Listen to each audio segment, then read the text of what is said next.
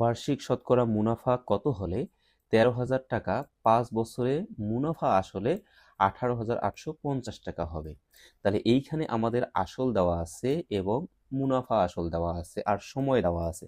আর আমাদের কাছে চাইছে বার্ষিক মুনাফা কত। বার্ষিক মুনাফা কত এই কথাটার অর্থ হচ্ছে মুনাফার হার, অর্থাৎ 100 টাকায় 1 বছরের মুনাফা। এই 100 টাকায় 1 বছরের মুনাফা আমাদের বের করতে হবে। তাহলে প্রথমে আমরা এখানে মুনাফাটা বের করি, যে মুনাফা সমান সমান হচ্ছে যে মুনাফা আসল বিয়োগ আসল। মুনাফা আসল আছে আমাদের কত, 18,850, আর আসল আছে 13,000। তো এই দুটো যদি আমরা বিয়োগ করি তাহলে আমরা পাচ্ছি এখানে 5,850 টাকা।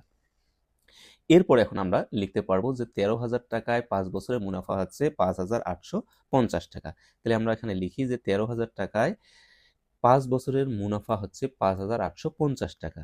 অতএব 1 টাকায় 1 বছরের মুনাফা, এখানে আমাদের আসল এবং সময় উভয়ে কমে গেছে।